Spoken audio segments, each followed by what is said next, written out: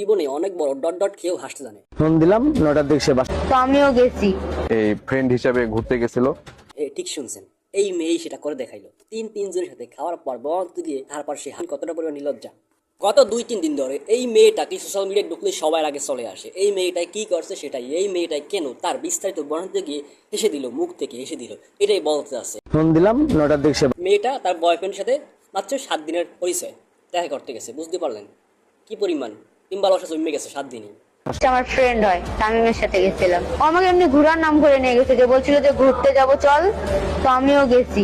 এই দেখা করতে গেছে, রুমের ভিতরে নিয়ে তারপর ডট ডট করে দিছে, এবং সে তারপর করার পর তার যে অসুস্থ হয়ে পড়ছে ওরা ওটা দেখেই না, ওরা আমাকে বাথরুমে নিয়ে যে ধুয়ে নিয়ে আসে আবার করতেছে। বন্ধুরা ধরছে যে আমাদেরকে দিতে হবে, আনাইলে আমরা ভাইরাল করে দেবো, ভিডিও করে রাখছে।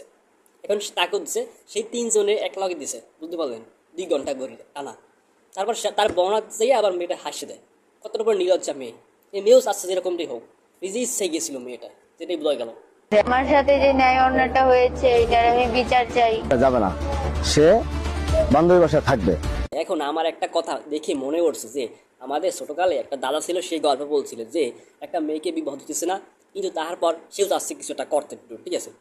তো জনগণ যাচ্ছে ধরছে, ধরিয়া টুট করে দিচ্ছে। টুট করার পর মনে মনে করতেছে ভালোই হয়েছে, যা করছে সমস্যা নেই, আমিও মজা হয়েছে, সেও মজা হয়েছে, টুট করছে এই তো সমস্যা নেই, এরকম হয়েছে হয়তো